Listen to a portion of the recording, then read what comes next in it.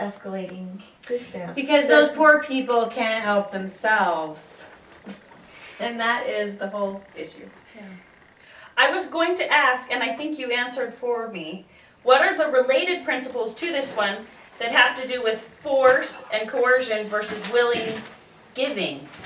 And what you said was that if you are given through this control way, this force and coercion where we are giving to people kind of against our will, that they are then required to do nothing in return, and it's destroying their souls. And what's it doing to us? Those of us who are being self-sufficient, not relying on the government. That's just another question I have. What is it doing to us that we're being forced and coerced through our taxes to help people versus what would happen if we just willingly helped people? And I mean, I know we willingly help people too, but what is it doing to people in America who are self-sufficient, who are then forced? What's the principle there? What's happening?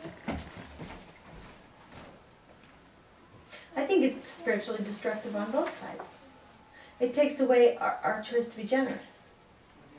For example, for those who are self-sufficient, who are still struggling all the time to stay self-sufficient, it takes away any surplus that they had to give willingly. It takes away their blessings of being generous because they have to pay the government instead. Yeah.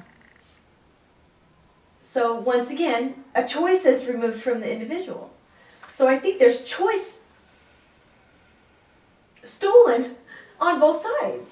Well, also, And spiritual growth stolen on both sides. Also, when the wealthy are taxed, I mean, and I'm talking about wealthy now, but I think it's a principle that applies to everyone. If you know that making another dollar is going to cause you to have to pay so much more taxes, it completely affects your motivation to make more money. You could be perhaps more productive, but why? They'll take it all. So I might as well just sit back and relax. So I think it actually affects the production of society. I think we get less production out of the productive people because of that. Yeah, that makes a lot of sense. And I want to go back to one more thing that I think it was in the Protect Equal Rights to provide equal things. But they, the point was, oh no, I lost it. It was along the lines of what you were saying. And it's gone. It must not have been as important as I thought. I had another question on here of what are the results in terms of prosperity to allowing greater liberty and private charity. And I think you just gave one answer to that, that you're going to have greater production in the whole country.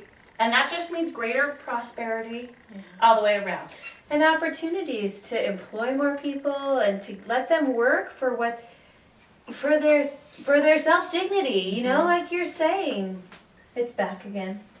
It's not possible for everyone to have equal things if there's liberty. And we saw the same thing in the United Order. Not everybody had equal things. Right, because we all have different capacities. We all have different talents, Yes. we're equal in our God-given rights, in our God-given gifts, but then we have talents, capacities, all of those things are different. And the production will never be equal. Right. As long as there's liberty. Right. Liberty makes that impossible.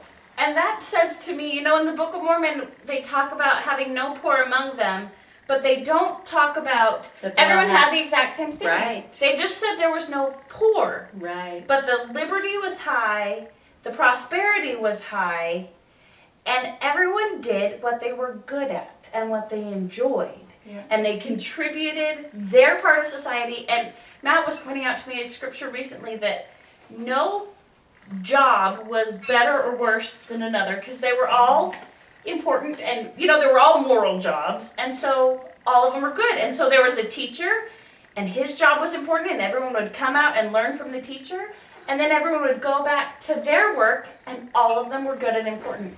There was no distorted value. I feel like today we have really distorted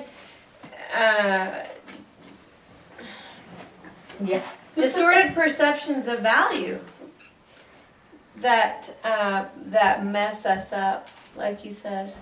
Yeah. If someone's gift is whatever, picking the fruit or whatever, that's just as valuable a job in society as somebody who heads a corporation. But do you know what I mean? Right. Because they're both giving what they can give, and so they ought to be able to exchange without having minimized this guy's value over here. Yeah. I think that's Yeah. what you're saying. Yeah, it really is. I am wondering Can I if, make a little comment? yes, your turn. I was going to say that also in the book Mormon, it talks about grinding the faces of the poor. And to me, that means exactly what we're talking about, that the poor lose their dignity because they are not expected or required to, people are giving them things, but they're not expected or required to give anything in return, and so therefore, they always stay poor. Yeah. Uh-oh. Are you there? Yeah. Yeah, we are. We're all nodding. Yeah, we agree. Sorry. Forgot you're not watching us.